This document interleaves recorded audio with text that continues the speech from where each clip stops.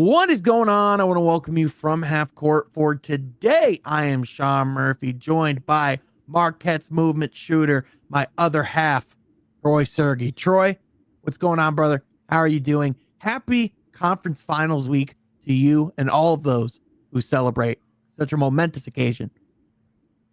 Yes, doing well, Sean. Happy conference finals week. I think, man, these next couple of days, I guess 48 hours, you should say, with no basketball from Sunday afternoon to Tuesday evening, that's going to be rough. I'm already missing it tonight. I mean, for Monday night, it's like, oh, what good games are on? Oh, got to wait till game one tomorrow with Thunder and Timberwolves. But that's totally okay. I think even a 24-hour wait from now, as of we're recording, is a good thing to really think and ponder and look at some of the deep questions that we have on the Western Conference that we're going to be looking for, and then on the Eastern Conference as well with Knicks versus Pacers. So, Sean, I think it's a great conference matchup. I think just looking at the young stars that we have in the league, this is a really big turning point, I think, for the league moving forward, of looking at what young guys we have, what organizations have put forth on the table.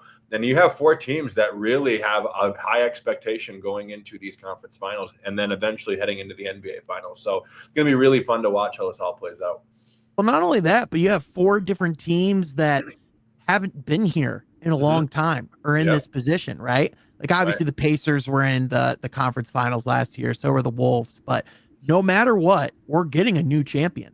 Like, all four of these teams have not won a title since the NBA ABA merger in 76. The Knicks last won one in 1973, but there are multiple generations of Knicks fans who have never seen a title. So I know you were just saying right before we recorded just how much you love Knicks fans and have an affinity for the Knicks. I would really like to see that done for them. So, I just wanted to say that on your behalf, of course. But Troy, before we get into all of those series and just kind of like where we're standing, this is going to be a big episode of the podcast, by the way, because if you notice, we didn't have an episode last week. We did record one. It was my bad. Busy week. Didn't get to upload it. We recorded the night of the lottery and also right after the Jason Tatum injury. Quick note for that part of the podcast. We're speaking under the assumption that Jason Tatum tore his Achilles. He did indeed rupture that Achilles and was operated on. So speedy recovery to Tatum on that. But Troy, I want to start with a letter that was released today as a recording from Tom Gores, the owner of the Detroit Pistons, reflecting on the season that was and setting expectations for the season to come.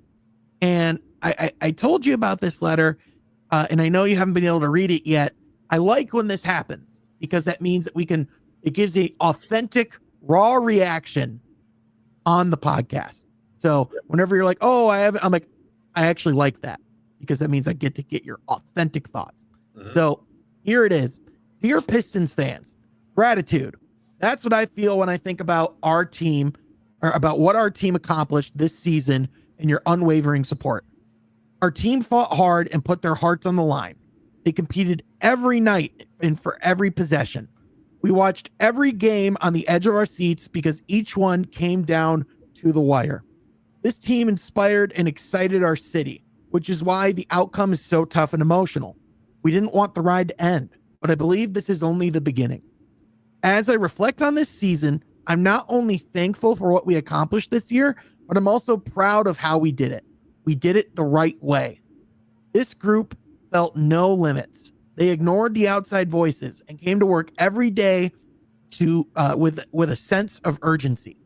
They were disciplined and held themselves each other accountable. They set the stage for our success. From day one, Trajan and JB focused on culture and operational excellence. They set the tone in training camp and stayed consistent throughout the season. JB brought energy, emotion, and discipline and expected the same from every player. With that mindset, we completed one of the most impressive turnarounds in NBA history, tripling our regular season performance and winning our first playoff game since 2008. We played an exciting brand of Pistons basketball fueled by tremendous unselfishness. I was inspired by this team's ability to play for each other, stay in the moment, and commit to be great. I am also grateful for you, our incredible fans. Last year was tough, and rebuilds are not easy. Through it all, your loyalty was never waned. Your support means a great deal to me. I can't say it enough. Thank you. With a return to full strength next year and valuable experience under our belts, advancing in the playoffs will be the goal. I promise our urgency will not stop. Our players and coaching staff are focused on continuing our positive momentum. Trajan and his team will act with urgency to strengthen our roster, and I will continue to ensure this organization has the necessary resources to succeed. I believe in what we're building. I'm excited about this journey and hope you will stick with us as we continue to build on this foundation for success. I look forward to seeing you next season. Let's get back to work. Initial takeaways on my end, Troy, as you collect your thoughts and process what you just heard. The thing that stood out to me, first of all, is this is definitely the happiest season letter I've ever gotten to see Tom Gores write. I remember a lot of them not being this happy, right? There was always a sense of optimism, but this time there's some pudding to put behind that proof, right? Right. The thing that really stood out to me with this letter is not only was it the vote of confidence that was set on the players and the people in the organization and all those different things, but on top of that, another thing that really stood out is the fact that you really saw this group, get an expectation clearly set for next year, which is we intend to advance in the playoffs next year. So with that, Troy, what were your takeaways? Yeah, well, I really like how he opened the letter talking about gratitude, right? Because that shows that that's an owner who's invested in the franchise. That's an owner who really deeply cares about, this team and this organization, and not just on an organizational standpoint, but the actual players and coaches, like you just mentioned.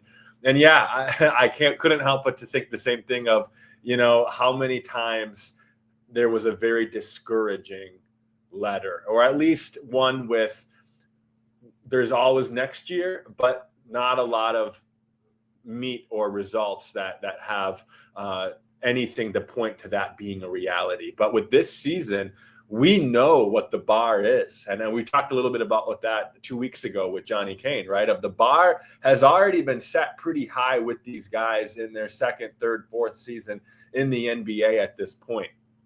So it's going to be a tough battle to continue that and to build upon that. But the fact that you have an owner who believes you can do it, and really his confidence is in the coaching staff, the management, and the players, right? He has bought into what he has put together.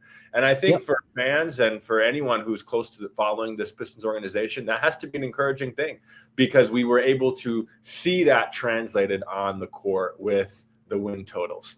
And we were able to win some really fun games this year. I think a game that we don't talk about enough is that Boston game, right? Remember at home when we won by over 20 points? The fact that the New York Knicks are now in the conference finals, and we beat them twice in the playoffs and 3 times in the regular season. I mean, that's 5 times this season with a very new roster that they had that they have this year than they even did last year. And we're seeing the results of their roster this year. And, I think 3 of those at the Garden, by the way. Right. So just to put that into perspective, I think really shows even more the leap that we were able to take this year. And, when you look at 44 wins, Sean, each of those were grinded, right? I mean, they were tough victories. Some of them were where, they really needed to rely on the defensive end. They really needed to hit shots when it mattered. And they did. They came through. So, when I look at that letter, I am very happy that we have an owner who gets the big picture. And Tom Gores, I think, understands the big picture moving forward with this franchise.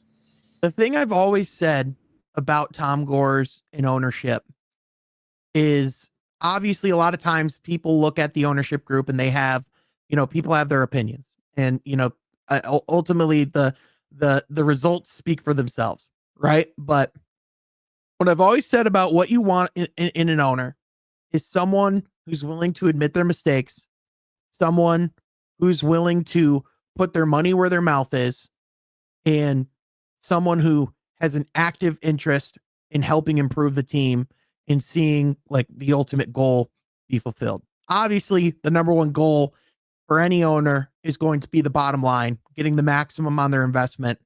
But also, you want to see someone that invests not just in the team, but in the community surrounding it too. And Tom always had the community part down. That was never in question, right? The question was, we knew that he was willing to put the money forth. That was never in question. The question is, could he learn from his mistakes? Could he admit them? And could he act upon changing them? And the thing I have to give Tom credit for, because the thing that really sticks in my mind was at that Trajan presser. Obviously, a lot of focus was on Trajan Langdon and the new president of basketball operations.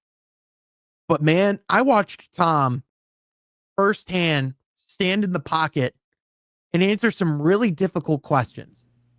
Like there were reporters that were asking him why fans should have faith in him and why he shouldn't have to sell the team. That's really hard. Mm-hmm. And to be able to like stand in front of people and like take it on the chin, like admit his mistakes, put his money where his mouth is, which people might not remember. He paid $60+ million, not counting the new coaching contract, change head coaches this season.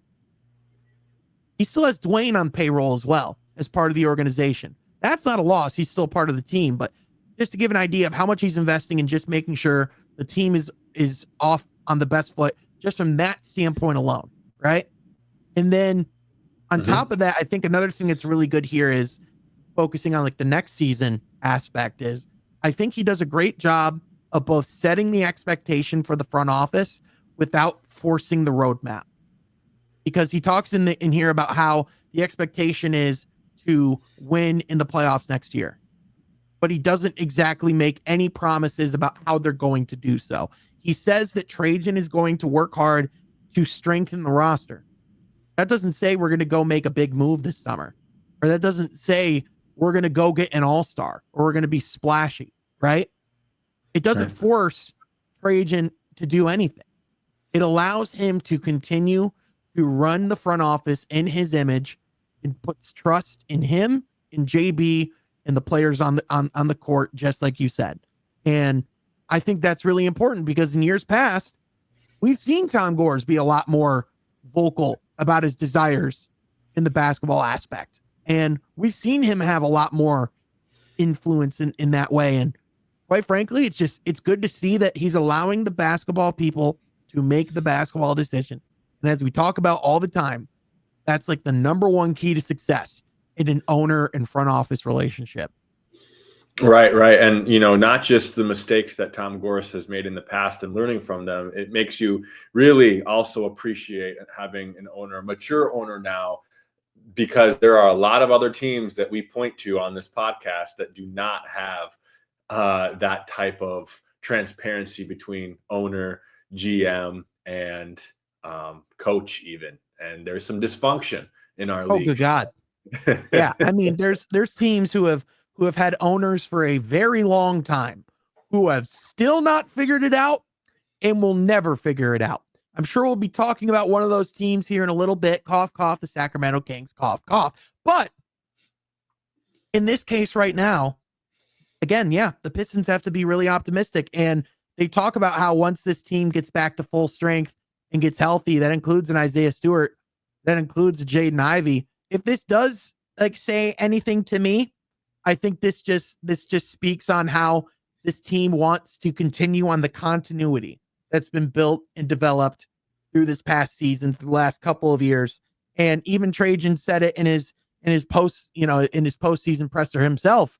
He values the continuity that he saw in his time with the San Antonio Spurs. Right. And I think we see throughout the league, people are so quick to fire, to trade, to pull whatever triggers they can to just fix whatever situation's going on. But I think it's going to be important for this Pistons group, even if adversity hits, which losing streaks happen, right? Yeah, it's not going to be 28 games, but they could have a 5-game losing streak. You never know. Yeah. During that, it's about weathering those storms and not faltering on what your vision is. And so Right. obviously there's still like, now that the expectations are raised, things are going to be looked at different. But Tom says, from Tom's words, like, good reason to have faith in what's transpiring and what's being developed. Right. It makes you really optimistic, not just for next season, but going into the off season too, because we know off season decisions and trades, free agency, draft, that has massive impact on the season as well, right? I mean, we can see that GMs can have strength in the regular season of picking the right coach. That coach can have good lineups, but then make the awful off-season moves, and they can be screwed, right? But so I think with this in perspective, I don't have any fears going into the offseason, because I know any decision that this organization makes, it's going to be because of winning, right? They believe whatever player they get or whatever player they have to depart from, that is going to be a decision that was made with the perspective of winning more basketball games next year.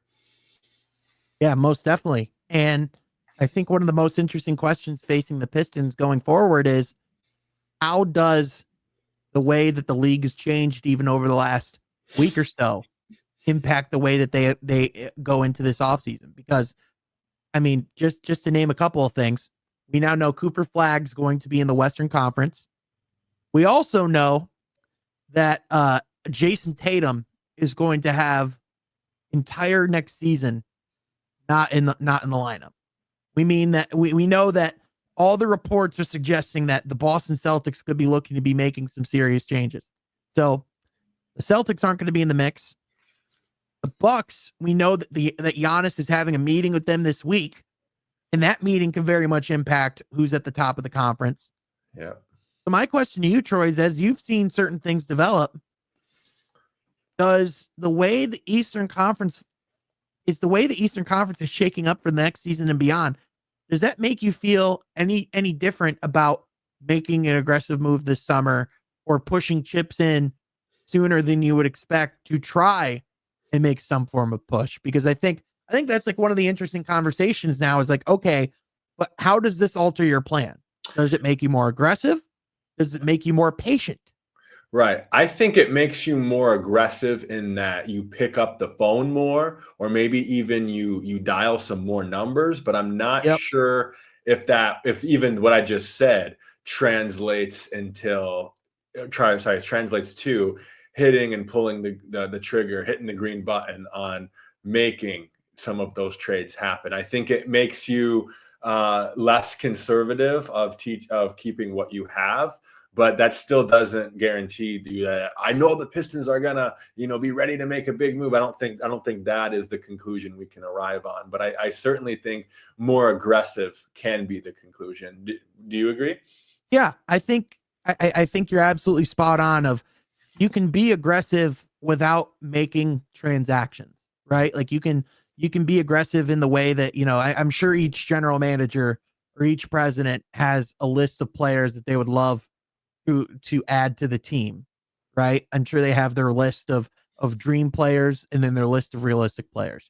I imagine that you start picking up the phone more regularly and calling other teams and inquiring about whether or not guys are available. Whether or Because even not, if you look at like the Pacers, right, with being aggressive with like Pascal Siakam, right? I mean, like that's a guy that they got, last year at the deadline that I think really helped them. So, it doesn't have to be this massive, big superstar, but it could be a big, big addition that could help your team. Go ahead.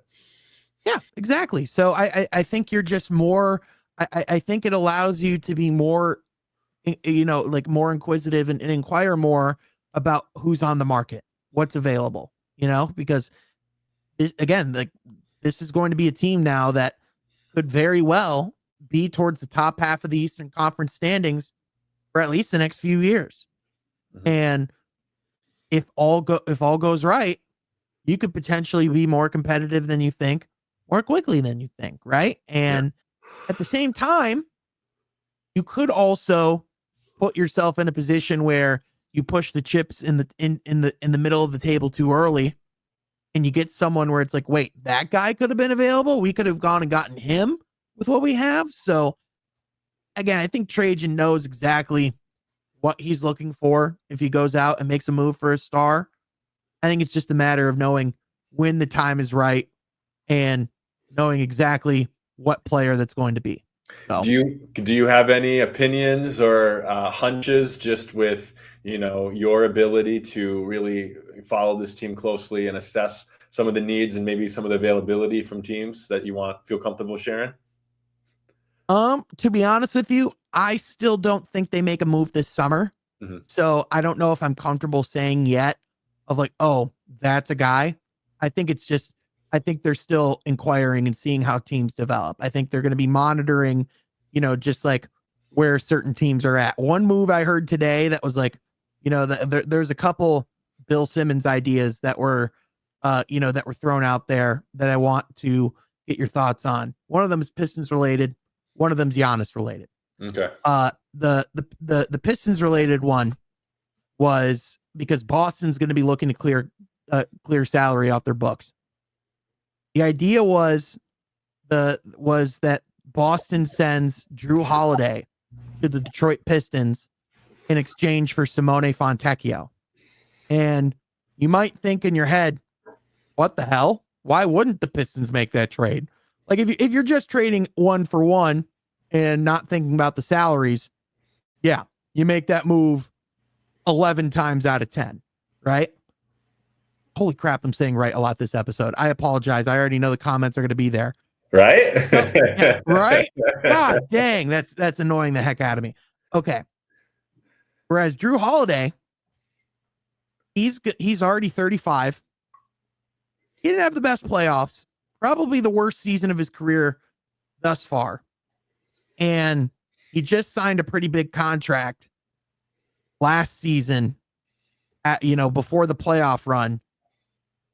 Let me pull up his salary, but he's going to be making some pretty significant money going into the next couple of years. He still has 3 years remaining on that contract. He's going to be off that by the time he's 38. And so, Troy, as someone, I think we are as big of Drew Holiday fans as there are out there as far as the player and the person. Is that something that tantalizes you? Yeah, and I still think I would go through with a move like that just because like Drew Holiday is a guy that makes the right basketball plays on both ends of the court all the time. Yep. You just don't really see a breed like him very often in our Funny, league. by the way, just to give you the context, he's gonna make 32 million in 25-26, 34 million in 26-27, and he has a player option when he's going to be 37-38 at about $37 million. Troy, I'm not Woj or Shams, but I can report that he will pick up that player option. Yeah. Well, I guess I didn't think it was that high. So then maybe that would make me backtrack a little bit. But yep, I just wanted to give you the information first. Let me rephrase my answer. I think Drew Holiday would fit well with our roster. Yep. And I think he would make our team better regardless. But is it the right time? Is it the right price? I trust Trajan a lot more than I trust myself. I think it's a good way of putting it. You would probably, because even though you would only be trading Simone, you would probably at the very least not be bringing back Dennis Schroeder. It would probably make bringing back Malik Beasley be a lot harder unless you're able to get him on like the mid-level exception or based on whatever number you're able to give him. But you would have to do some manipulation of the roster for sure. And you would have to get some buy-in from Drew on what his role is going to look like. And you'd have to figure out what you're doing with Jaden Ivey and Cade, because I think that's a significant thing. Unless, is Drew okay with coming off the bench? Is he okay with taking more of a backseat on the offensive side and being more of a spot up shooter? Right? Like that could be something where it makes sense of how his game ages. Now, I will say, I've brought this up before, but Jamel McMillan, Nate McMillan's son, current coach of the Crews, I had him on earlier in the year, and I asked him if there's any player that he could model that he could, if he's teaching someone basketball, or if he's showing someone tape and saying, this is how the game should be played, who's that player? You know who he said? Probably Jrue Holiday. Yeah. Yeah. And it makes a lot of sense. Mm-hmm. Mm-hmm. So again, we'll see what that actually materializes to, but I'm pretty certain that that would be a pretty good option if available. And if he can at least keep up if he's 80% of prime Jrue Holiday throughout the rest of his career, that's still an awesome player. Mm-hmm. Mm-hmm. Yeah, now, I agree with that. Now, moving to the rest of the league, before we get to the conference final stuff, let me tell you this Giannis idea that Bill Simmons shared, not Ben Simmons. Can you imagine? That'd be great. Bill and Ben getting a pod together. Bill Simmons had an idea for a Giannis trade I thought was really interesting. Now, there's been a lot of reporting on where Giannis would want to end up. Would he want to be out east or would he want to be out west? And there's some valid conversation of the Eastern Conference would be a lot better of a path right now for Giannis than the West. And a team that just had a pretty disappointing finish to their season, the Cleveland Cavaliers, could potentially, I think they feel confident about where they're at. I don't see them making changes. However, if the Cleveland Cavaliers were approached with a Giannis trade, and all the trade is you get Giannis, we get Evan Mobley. I'm not going to lie, Troy, that's a pretty interesting trade idea to me. Because if you're Giannis, you get to go to a pretty awesome place to compete, not just right now, but probably for the rest of your career. If you're Cleveland, you get Giannis to pair alongside Donovan Mitchell. Yeah. And if you're Milwaukee, you get a young defensive player of the year that keeps you competitive now and is an interesting piece to build around in the future. What are your thoughts on that? Very interested, very intrigued. I mean, when you say it as simple as that, I guess it makes sense. It would be interesting to see, how Jared Allen's role would change, right? Or if they would look to even get rid of him in another deal somewhere else. Yeah, I almost wonder if he clutters things too much for Giannis on the offensive side of the ball. Exactly. Yep. Yeah, because in some ways, would you agree that Jared Allen is in some ways like a poor man's Giannis? And like if you think of okay, he has some flashes of athleticism, very strong on the defensive end, but as far as like a mid-range or outside game, not really there. I wouldn't say he's a poor man's Giannis. I'd just say he's a poor man on offense. Like that's just not his forte. He's just he's a traditional big, right? Like he's a rim runner. He's someone that if he is to be an offensive presence, he plays closer to the basket. He's there to set screens. He's there to do a lot of the dirty stuff. Right? Sure. So yeah, that role will be interesting. Would be interesting. But yeah, you're not wrong. Look what the Cavs were able to do this season in the regular season. Sure, they had a very, very disappointing playoffs with how they lost in 5 games to Indiana in the second round. But I think we could be looking at a top of the conference for the next year too. Because even when the Bucks were firing on all cylinders, even when they lost, in the conference semis a couple of years ago, they have been able to, with Giannis, besides this year and the year prior, they were able to at least be conference contenders in the regular season with that 1-2 seed with Boston. I'm talking 2022, 2023, and even 2021 when they went and won the finals. So that Giannis has the ability to affect your team on the winning end. He's won the championship. So when you put these young guys together on the Cleveland Cavaliers roster, I think it has a lot of potential and promise to work. It would be unfortunate for us Pistons to have Giannis stay in the division and the conference. But it's an intriguing trade idea.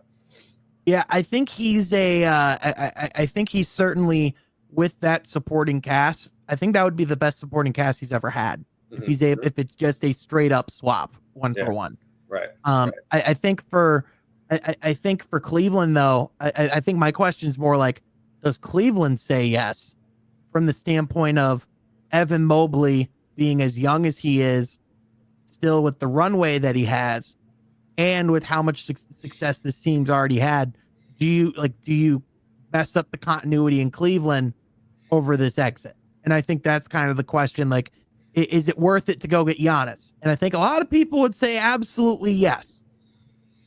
But you are trading a very young player who's already won a Defensive Player of the Year award and has already shown some progression on the offensive side of the ball. Like, are you better off allowing him to see what he turns into? But on the other hand, is that just the Family Guy bit of, do you want the boat or the mystery box? Yeah. I still think if you have an opportunity to go get Giannis, man, those types of generational player, as good as Evan Mobley is, and you're right, as promising as Evan Mobley is, it's a trade that you're right. There is risk to it. But you're the Cleveland Cavaliers, man. Like historically not the best franchise outside of LeBron, right? And this would allow you to establish a legacy outside of LeBron. Big time. So I think there's some of that you have to consider if that trade was on the table as well. How about this? Let's list just off the top of our heads what players in the league you would not trade Giannis 1-for-1 for. Right. Luka. Yeah, I mean, if you're Dallas, if you're Dallas, you would. That. I mean, they pretty much did it with Anthony Davis. Right. Anthony Edwards, I wouldn't. Yeah, Anthony Edwards, I wouldn't. I agree with you on that. If you're the Pistons, would you trade Cade for Giannis 1-for-1? I know, I couldn't. Yeah, so Cade's on that list. Right. Yeah, this is strictly the Giannis list. Yep. So I guess you're at 4 now because we added Shea to that list too. Jokic. Jokic. I mean, I know he's injured, but for all intents and purposes, Tatum. I mean, I don't know if I'm Boston. That's an interesting conversation if you get that phone call. Really? I mean, you don't trade him, but I'm saying, do you hang up? Yeah. Like, do you not at least call a meeting if you're Brad Stevens? So 5.5. You call a meeting. I'm with you there. Yeah. You call a meeting. It's a very short list, I think, is the point, right? Yeah.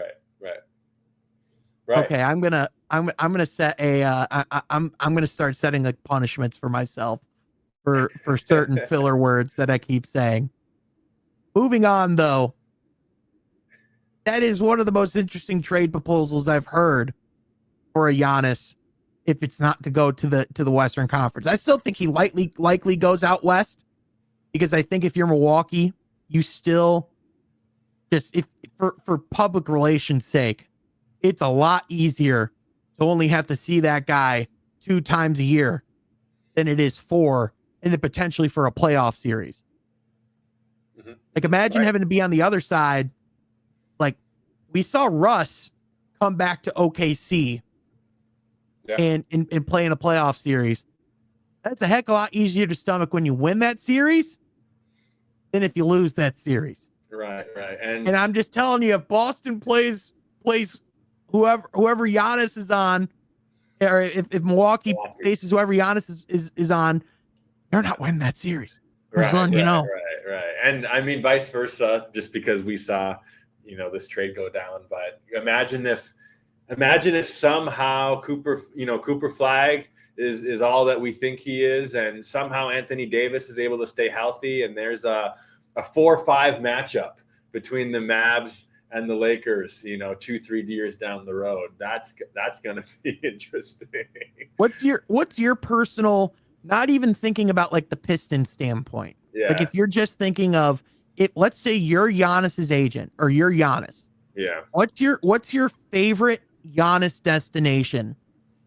And then you can also just give us a basketball fan where you want to see him end up. I think it actually kind of goes both, because I think Giannis is thinking basketball. And I think a Houston Rockets is super, super fun. Yep.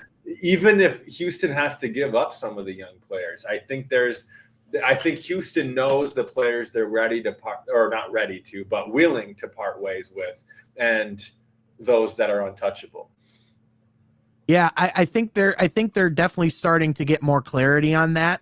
All reports say that that they are like there's some like talks at the combine, and apparently, initial talks are that they're being pretty picky with who they'd want to part with. Mm-hmm. But it's like, Cam Whitmore's not going to get this deal done. I'm sorry, you're going to have to part with some pretty significant names like Reed Shepherd. You're going to have to part with you're going to have to part with I mean, if you're not going to part with Amen, then you're going to have to part with either Jalen or Şengün. Mm-hmm. Possibly both, by the way. You're not giving up some of those other guys. Probably not both, but I'm sure Milwaukee would ask both. Right. You're definitely keeping Tari Eason. You're trying as hard as hell to. Mm-hmm. But there is a certain amount of leverage that Milwaukee holds because you do have the trade chip that is Giannis Antetokounmpo. Right. And everyone and their brother knows the situation in Milwaukee, right? Versus the Luka debacle back in January. It was private that he wasn't even on the market. It was just with one team. Yeah. He was on the market for. So you didn't have Dallas by their own fault didn't have the luxury of being on offense when trying to get a deal done. So. Yeah. And I don't think Giannis is going to force his way to a singular destination. I think he's going to work with the Bucks on finding a situation that makes sense for both of them, because this isn't going to be an ugly breakup. This is that's not who Giannis is. I think he and the Bucks, it's one thing with Dame in Portland because he never won a title there. Yeah. He gave his best, but they clearly didn't want to move on from him. I think here, if Milwaukee asks out, if he asks out of Milwaukee, if you're the Bucks, it's like, well, he won us a title. We deserve him that. Like, we've accomplished what we set out to do together. And for a market like Milwaukee, that's literally all you could possibly ask for.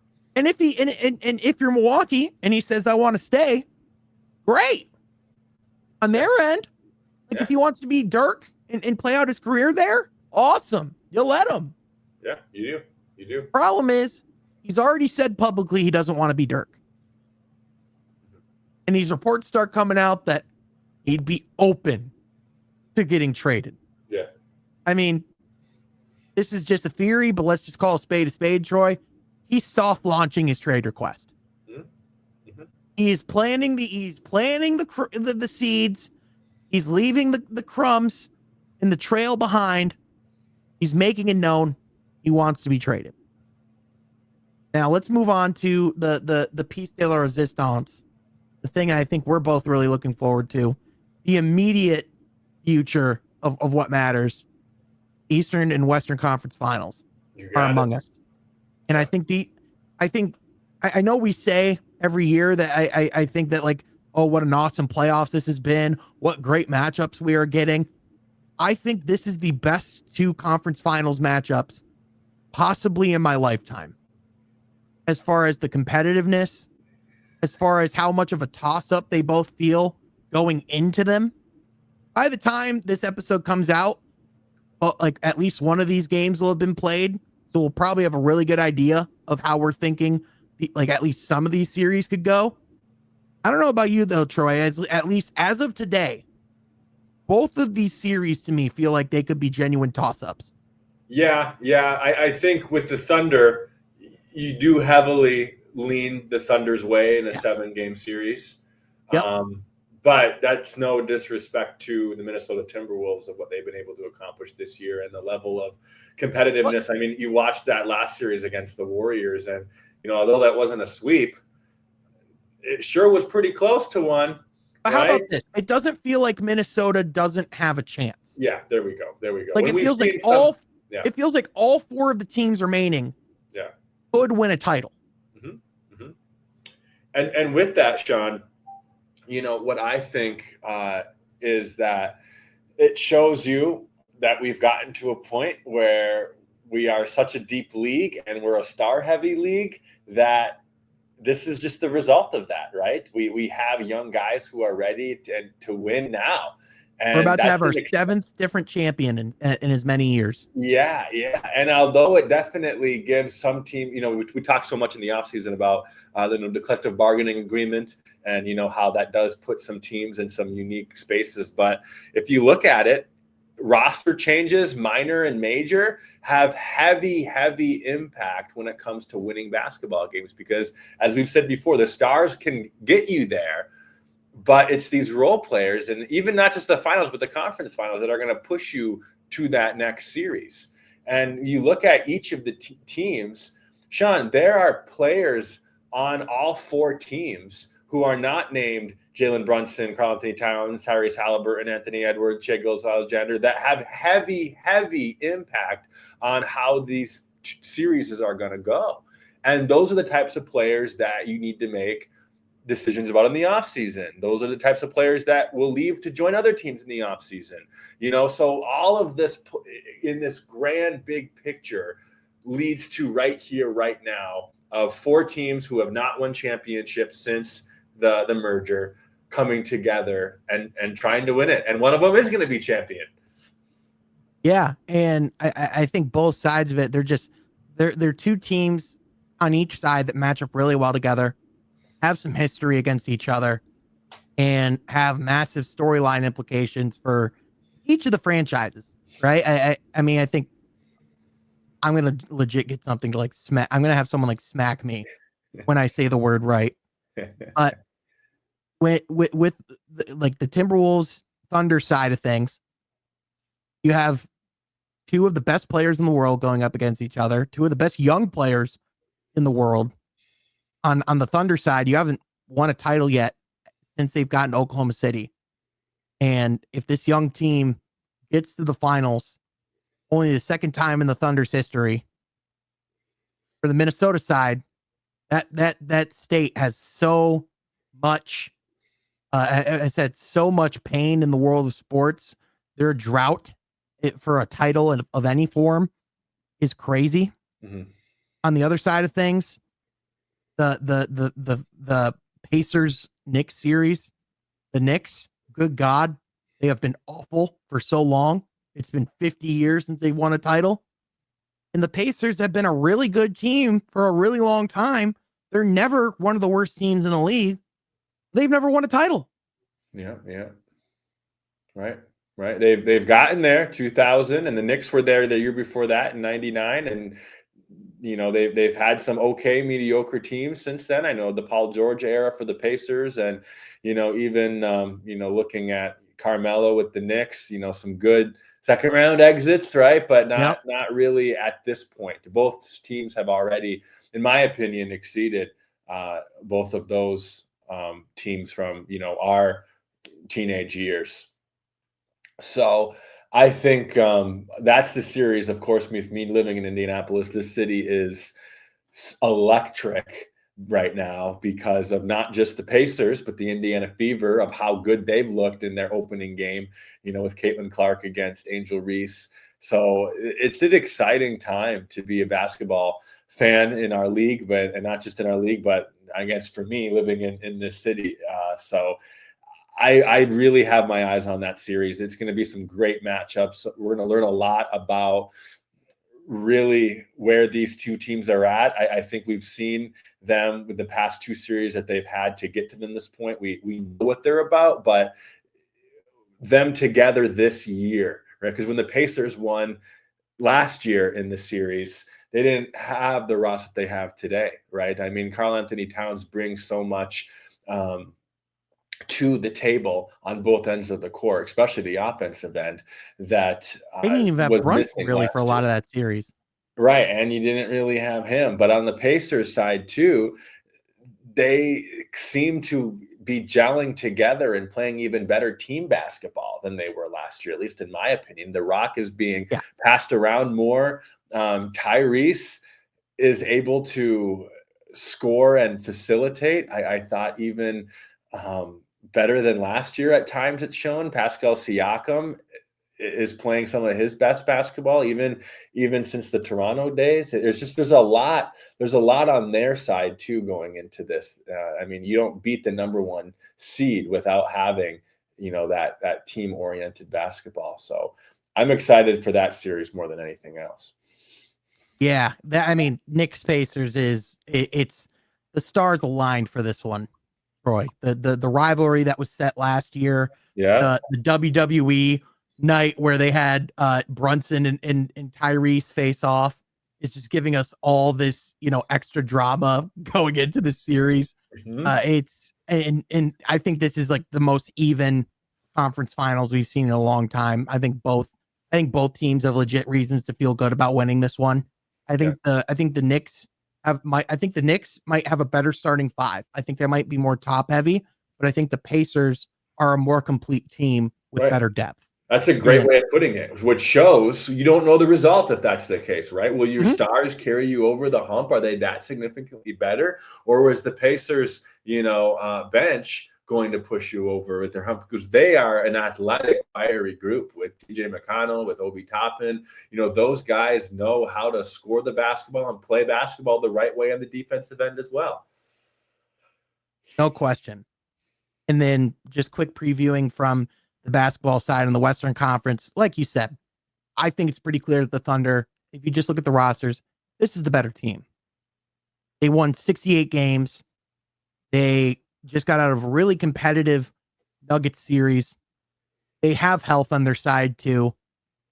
Both teams are healthy, quite frankly, but as far as the Thunder goes, they don't really have any injury concerns at the moment.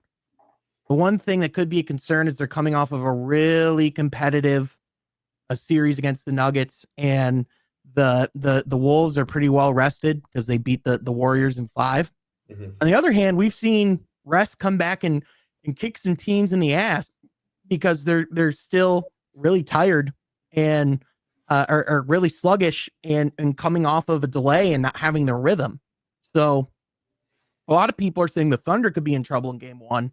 I might be more worried for the Wolves for that reason.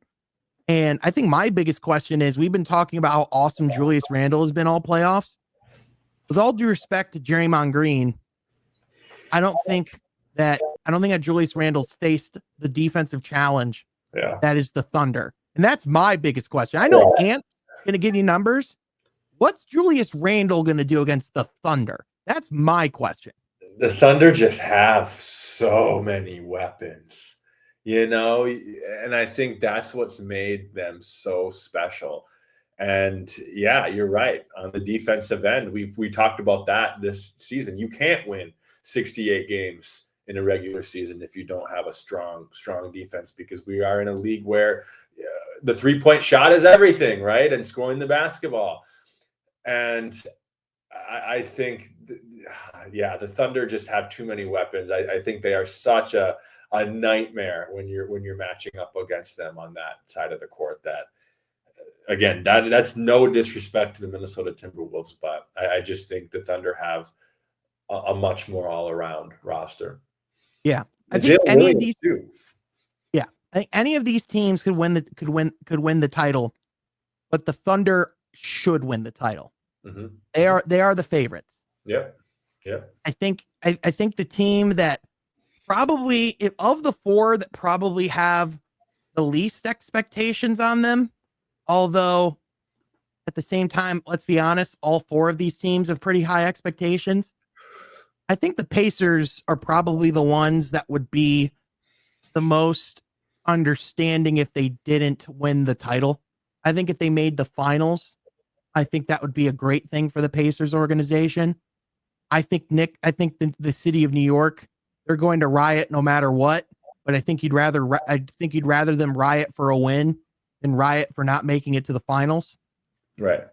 So what happens to all 4 of these teams, again, it's going to be interesting to see, but I think we're primed for 2 classic conference finals. That's so fun because it hasn't started yet, like to think that years down the road, we might be talking about the 2025 Eastern and Western Conference Finals to being one of the greatest turning points in the league too, right? Of passing of the torch, if you will. Not that, but what I mean more so with that is that they all have young talent and they all have the potential to be in the same spot in years to come, which is a lot different than the eras that we grew up with. I mean, the Spurs were always a threat throughout our childhood, right? You know, they always had it, and you knew what you were going to get out of the Spurs each and every year. And then you look at whatever team LeBron James was on, right? If it was the Cleveland Cavaliers, you know, towards the end of our teenage years, or the Miami Heat for a good chunk of it, you knew what you were going to get from that, of, you know, a finals run essentially. But this year and in the past couple of years, it's just looked different. The landscape has looked different every year, and playoff basketball, you know, for all intents and purposes, have become even more meaningful. Yeah, I think we've been talking for a while about how the landscape of power in the league was beginning to shift. I think we have officially seen that shift over the last week and a half. I think some of it due to lottery luck, some of it unfortunately due to injuries, some of it because of teams taking that step. I mean, that's the beauty of the NBA, Troy. There's the high highs, there's the indescribably high highs, the unfathomably low lows.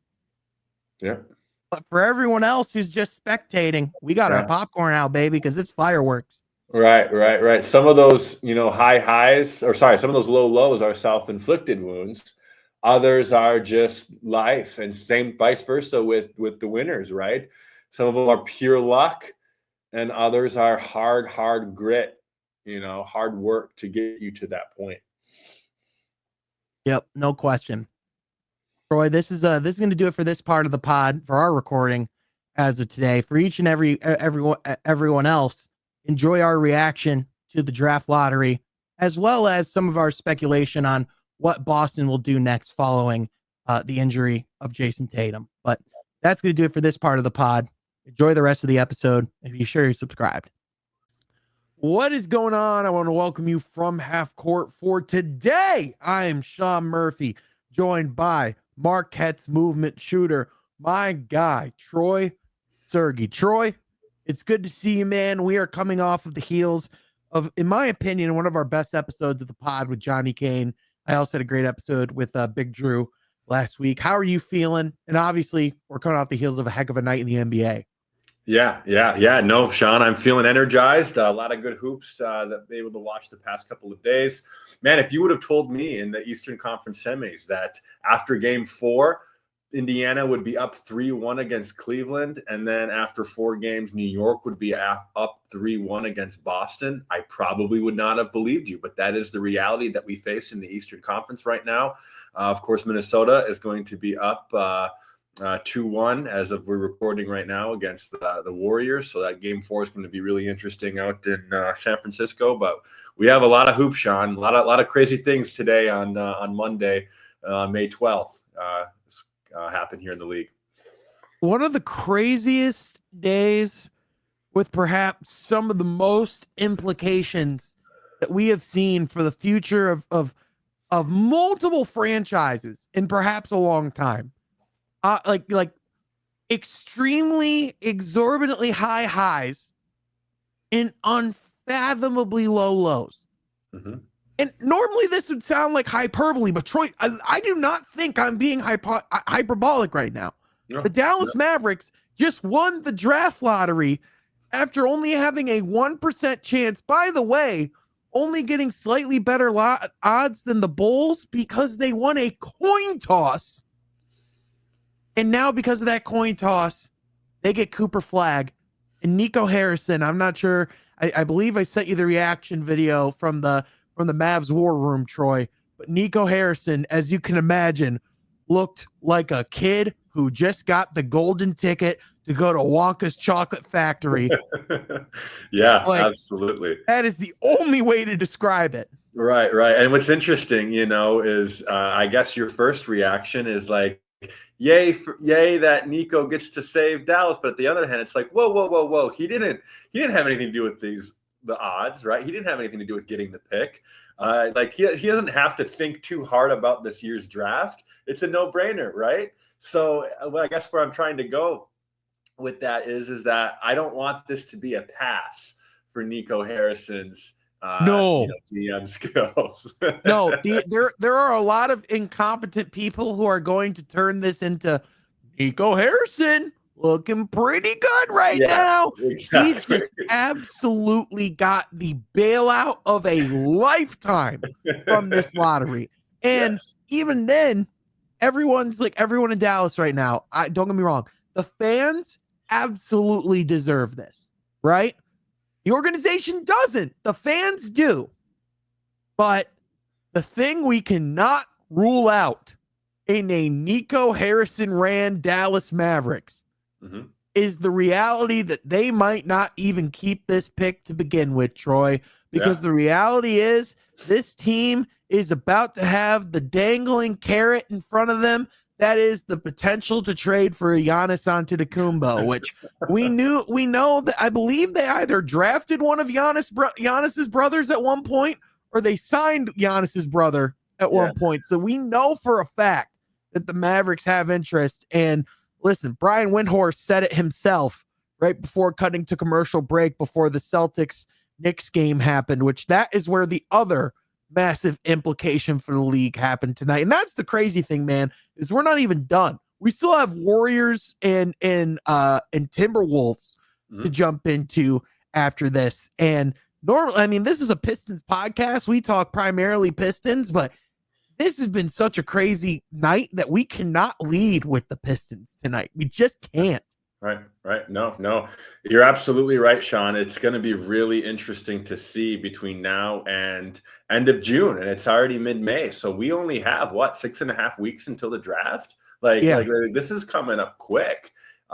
Teams are going to really have to be thinking about the implications of what these next couple of weeks hold as far as trading and looking at the draft and everything, how that goes. But you're right, not just with the Dallas Mavericks who won the lottery, but look who got second, the San Antonio Spurs. Without Cooper Flagg, this is essentially a number one pick for them as well, if you take Flagg off the board. But you and I were talking already, do you trade that pick? Do you try to, as the San Antonio Spurs, be the front runner in the trade conversation for a Giannis Antetokounmpo? So for some teams, I'm sure we'll get to Washington and Charlotte and Utah in a moment here, but for some teams, today was a really good day for your franchise as far as wiggle room and flexibility and freedom to go out and to make some moves here. I mean, it's given a lot of teams a lot of different possibilities, and it completely changes your outlook when you do have that type of rise in the lottery, right? And like you said, for the Spurs, you are now probably the prime destination to go get Giannis Antetokounmpo, because Troy, it's the thing that makes a Giannis trade so tricky is that it's not like you really want to get a ton of first round picks from the team that you're trading Giannis to, because it's like, what are those picks going to be worth? They have Giannis now. They're going to be awesome. Like, those are late first round picks. So you need teams that control other teams' picks. And that's why teams like the Spurs instantly become very interesting. Sacramento, right? They have some of Sacramento's picks. Yeah, well, but also remember the DeJounte Murray trade, where they had a lot of picks from the Atlanta Hawks that were sent over, which suddenly, Troy, those are looking pretty good.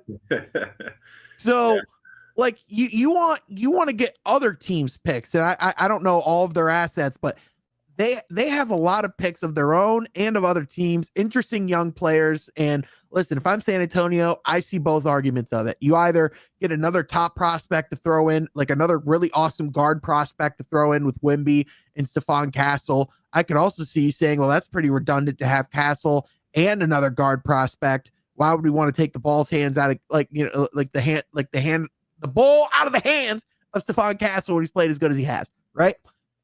Let's talk about the bigger implication, though, because like you mentioned, Troy, the Utah Jazz, the Charlotte Hornets, the Washington Wizards, all fell in pretty major ways.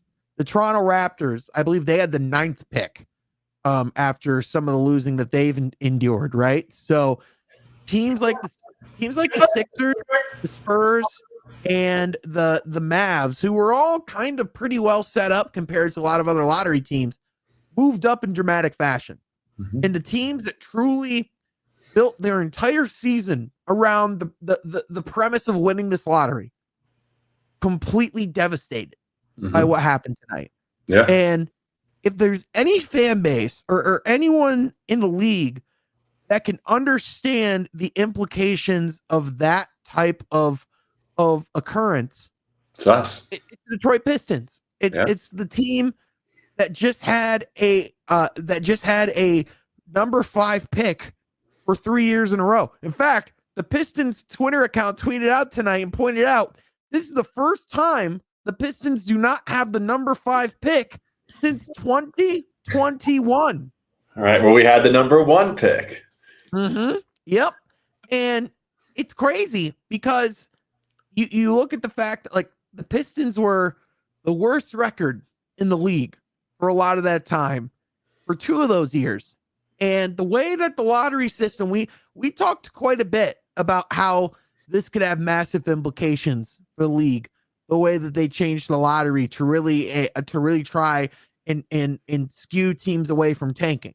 And listen, to that effect, I think teams are more scared than ever to tank. They still do it, and they still do it in pretty violent ways. But teams are more hesitant to get into the tanking game than ever because of this, right?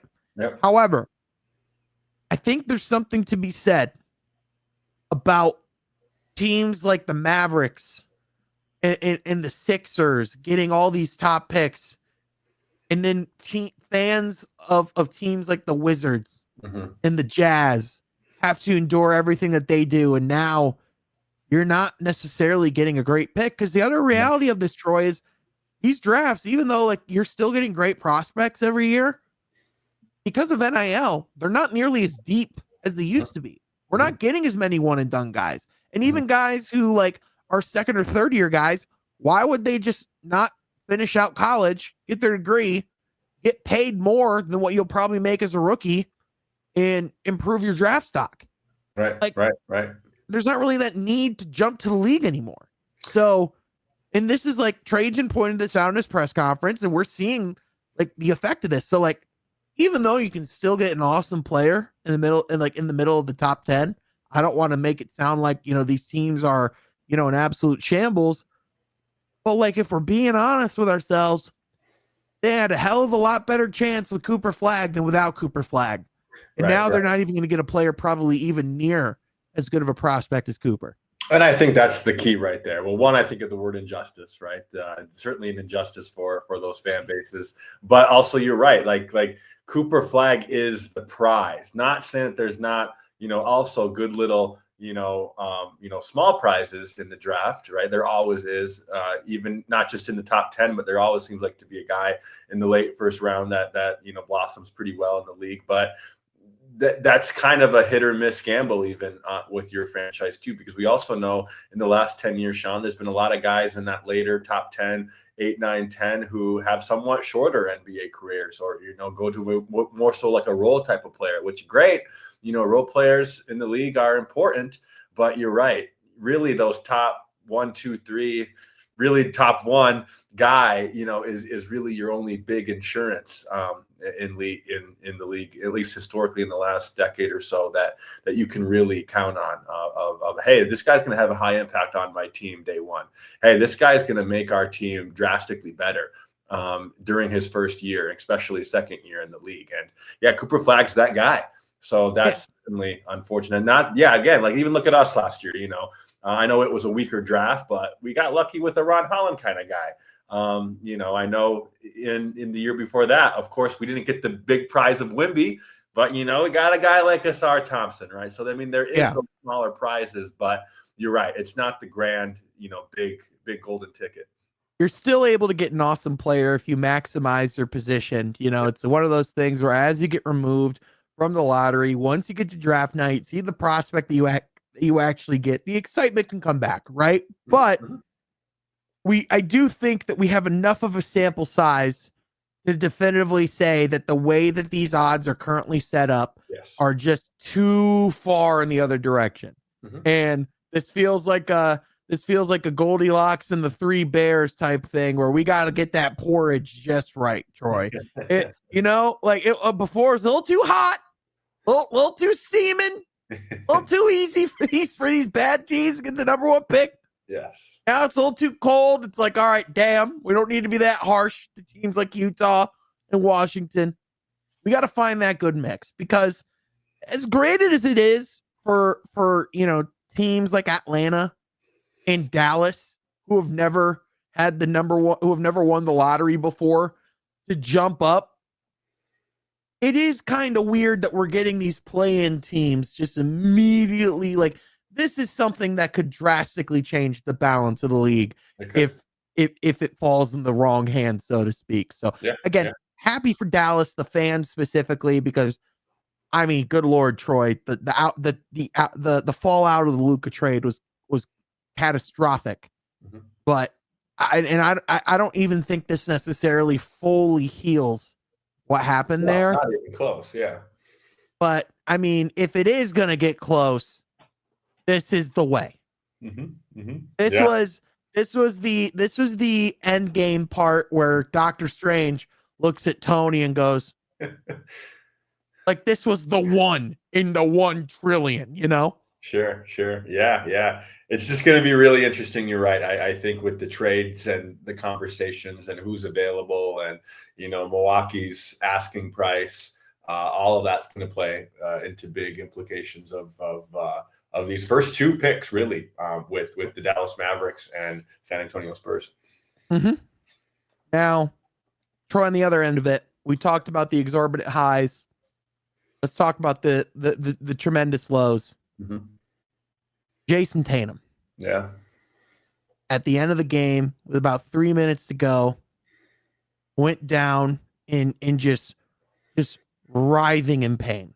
Yeah. Just literally was twisting on the floor, called the team's final timeout because he needed the help.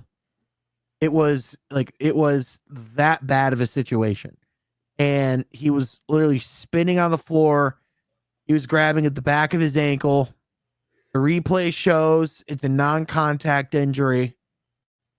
And Troy, a lot of times we can kind of let imagination run wild and speculate on what things can be. But if there is one injury that does not leave a whole lot to the imagination, Troy, it is unfortunately the torn Achilles. And I think we've seen enough over not only this playoffs, not only over the last year, over the last 5, 6, 10 years. Like, we have seen a lot of devastating Achilles tears.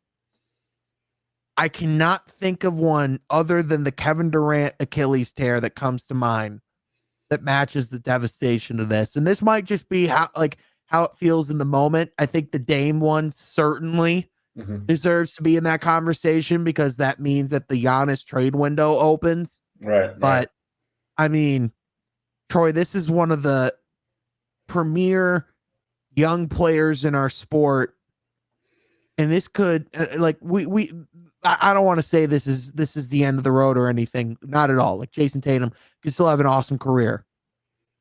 But man, it's impossible to not wonder if this could potentially alter what Jason Tatum's career looks like from here on out. Right. No, you're absolutely right. And not just, a storied player in the league, but a storied franchise, right? Like the Boston Celtics. I mean, they have centered, their franchise around him and, Jaylen Brown and, the championship last year was just such an incredible thing to bring to Boston, especially with the devastating Game 7 loss at home against Miami the year before. And then even the year before that, with going to, losing in the NBA Finals to the Golden State Warriors in 2022. I mean, this guy has been a big part of winning in the league the past couple of years, right? And putting his franchise on his back and really, really playing in the highest level that the league has. And I think with this, you're right. There's a lot of question marks, going on in our head of future, because I mean, look at the regular season. Yeah, they weren't the number one seed, but I mean, we all picked Boston. I mean, it was clear that when playoffs come, which they're here right now, we knew that Boston was the proven team. We knew that they had the veterans. We knew that they had the star in Jason Tatum and the full caliber and capacity to run it back and potentially win another championship, at least make it out of the East and play in the NBA Finals again. But yeah, this changes everything, and not just this, but going down, 3-1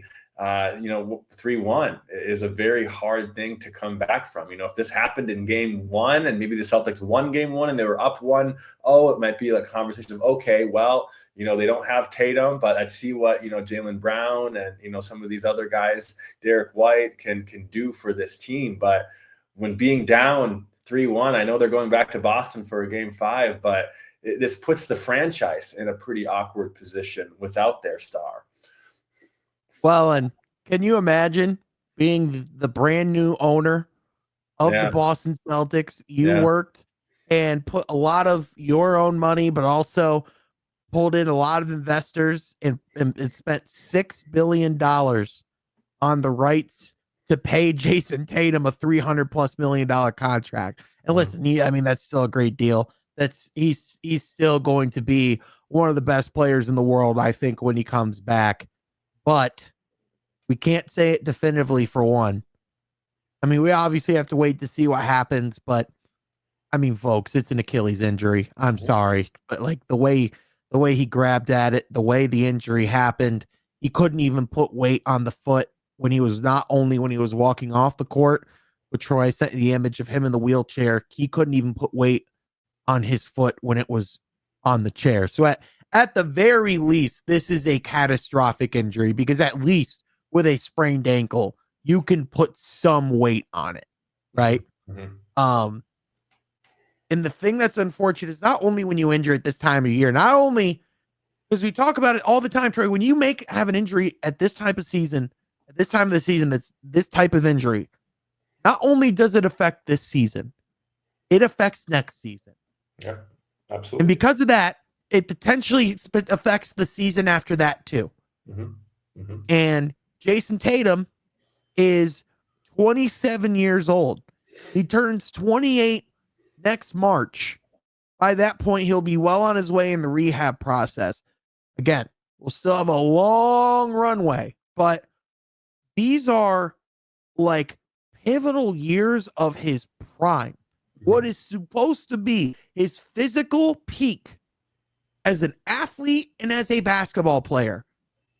We are talking about at least 12 months of that being gone. Right. That is heartbreaking. It is. And the talent and potential, not just on the court, but what we've seen with him off the court, right? Of just such a stellar dude. It makes a situation like this even harder, right? Because then you don't just think about the basketball, but you think about the person, right? Behind the basketball, you think of, him, and I know him and his son have had a great, relationship, young boy. I know at the picture with the championship, last year, and, think of his family as well going through this. And so not just him on the basketball perspective, but you really think of the person of Jason Tatum, and he's just a great representative of our league, of our game.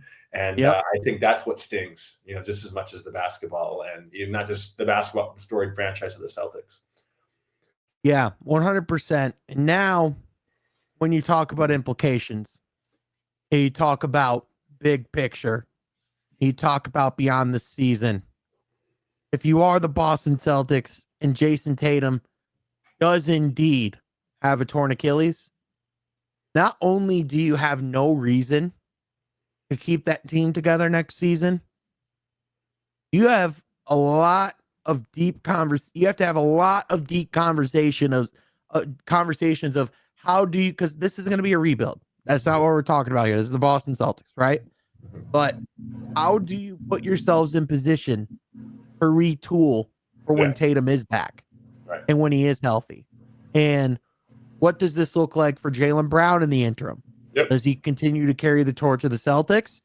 Do you perhaps look at getting assets to potentially reposition Tatum with a younger core around him? That's something that they could potentially look at, right?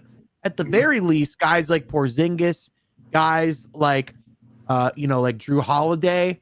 We have a lot of questions about what their futures are going to look like in a Celtics uniform. I know Al Horford is someone that could potentially leave. I just have a hard time seeing him not retiring in a Celtics uniform just because of his history there. And he I think both sides realized him leaving was a mistake already. So I just see him retiring a Boston Celtic at this point. But everyone else, Troy, it's impossible. Jaylen Brown, it's unlikely, but it's impossible to not look at everyone else and go, that could be on the table. Right. And I think, you put it well. If we're not talking about a rebuild here, we're talking about a retweak and a retooling because, with the caliber they already have, the roster they have, the winning culture that they have, there's no way that this team enters, traditional rebuild that we would see. And again, they without this injury, they were positioned, to be, very high up and, competing for a championship once again. So, I think it's more of looking at, you summarize, there's nothing really more I can say besides looking at, okay, what do we have now? What are absolutes that we need for this team to move forward alongside of Jason Tatum? And what are some more maybe difficult conversations to have, but still brings in other good players that could work and gel well under a Jason Tatum that creates a winning culture that goes beyond, this season and next season. So the longevity of winning. Yeah. It'll be interesting to see how, if at all, he's going to have to tweak his game post-injury. Like, if his athleticism and burst isn't going to quite be there, is he going to have to lean even more into being a shot maker? Like, is he going to have to play more in the post and kind of, predicate, like play more of a game predicated with his strength? I don't want to overreact again. We don't know what the injury is yet, but Troy, again, we're not doctors here, but unfortunately, the torn Achilles is the easiest to identify injury in the history of humankind. And that is an Achilles injury. Right. So, Troy, before we go, what we have to talk about. You were in the building for one of the biggest blowouts and perhaps one of the most shocking results in an NBA playoff game that I've ever seen. Yeah. I think we both expected that there was a good chance that the Pacers could win that game. I don't think either of us or anybody anticipated the Indiana Pacers to lead by 41 at halftime. And sure, the Cavs brought it back and made it a 20-point game by the time the game was over. But that by no means was a true indication of how close this game was. Troy, the perception around the basketball sphere is that the Cleveland Cavaliers quit in that game, and their mental toughness is being questioned. Yeah. As someone that was there, as someone that saw, the game unfold, let's start with positives, because I think the Pacers deserve a lot of flowers. 25 assists in the first half, a lot of role players and key contributors playing their best games at their best times.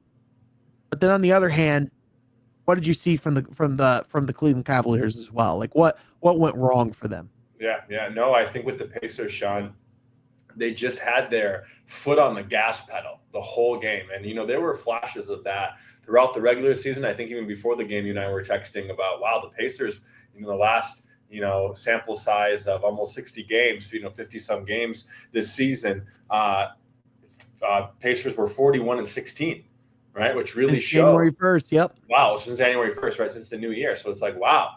This team has winning implications. And, I went to quite a few games this year in person. And I would say if I were to define this past season with the Indiana Pacers and even last year before where they went to the Eastern Conference Finals, it was this team knows how to push the gas pedal on offense. They know how to pass the ball well. They know how to score the ball well. They gel together. They do whatever they can on the offensive end to score quickly. And Yep. I saw that done just better than almost any regular season game, let alone playoff games. And playoff games are known for having that slower pace, passing the ball around, waiting that shot clock to go down before you really, really look for an open shot. So for me, Sean, it just seemed like every time the Pacers had the ball, they were serious about scoring the basketball. And with that being said, Cleveland Cavaliers on the defensive end were not putting up much of a fight. When you are playing a team like the Pacers, who are looking to have that run and gun, high caliber offense, you need to be absolute locked in on the defensive end. And when I think of the Cleveland Cavaliers collapsing or giving up, per se, that starts right on the defensive end, Sean. And I had a front row seat in the nosebleeds of that on full display last night on Sunday evening. So, when I think about what I really saw in implications, Cleveland, not just on the defensive end, but they were slow, lackadaisical, playing with your food, if you will, even on the offensive end. So just a poor performance on both ends. And then at halftime, we didn't see Donovan Mitchell for the rest of the game. So this came out after the fact, but what ended up happening with Donovan Mitchell was when he came out to warm up for the second half, he went up to take a 3-point shot and he couldn't even finish the follow through. He started to go up as if he was taking a shot and he immediately collapsed down to his feet. He was helped back to the locker room. MRI came back.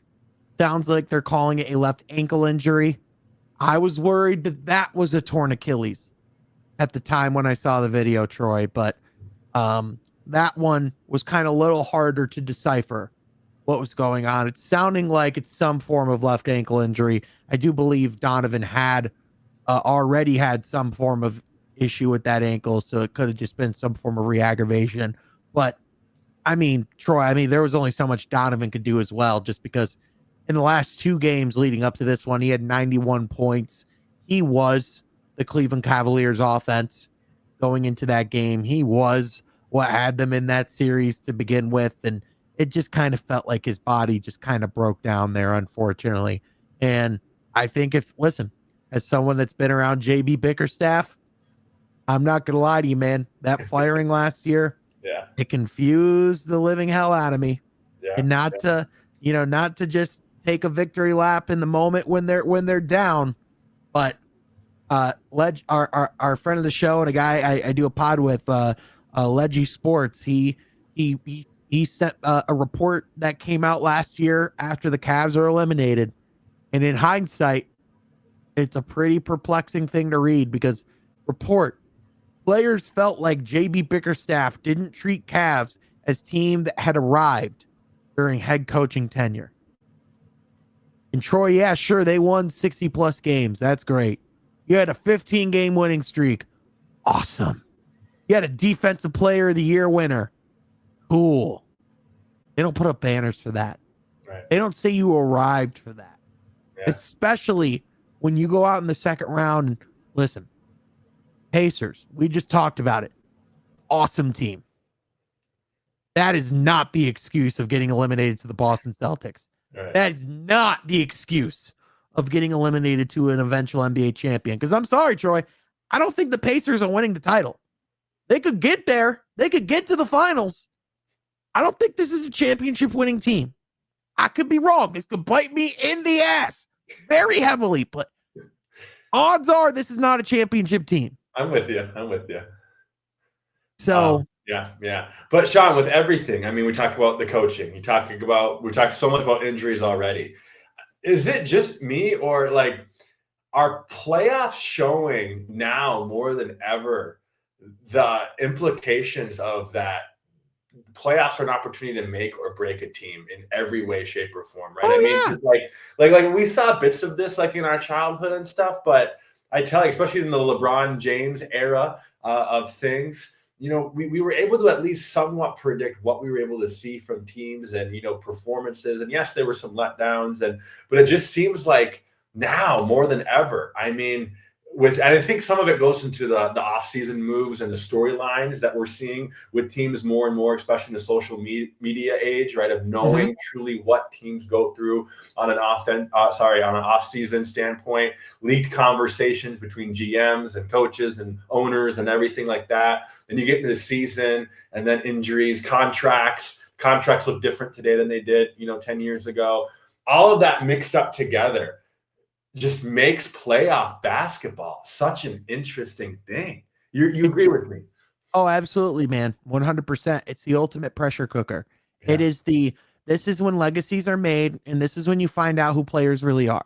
Because you can play amazing 82 games a season, but once teams can prepare for you each and every night, when it's a best of 7 series, injuries start to kick in, adversity starts to kick in, exhaustion starts to weigh on everyone, like everything starts piling up, right?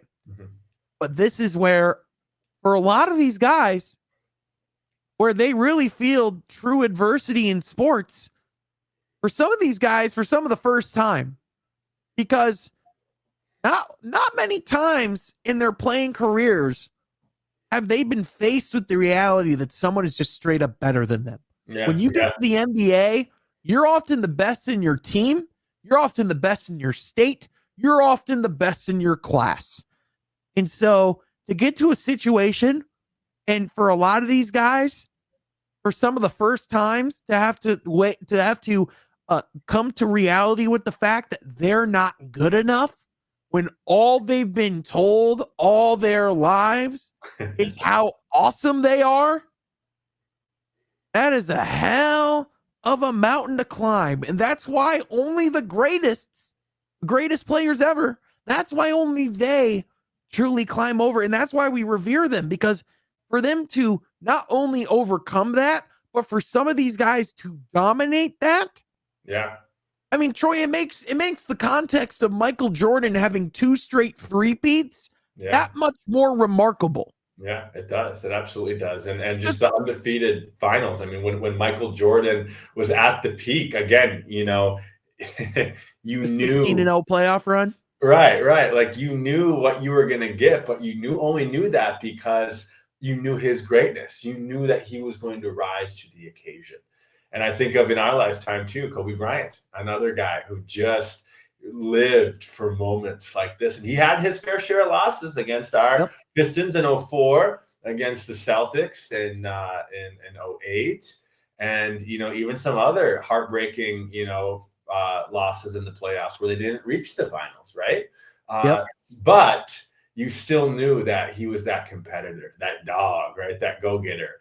And we're in a different era now. And, when you see the rise of a guy playing as we speak, as we're recording, Anthony Edwards, you think of a guy who got eliminated in the first round, but we know is going to be back strong with a Luka Doncic.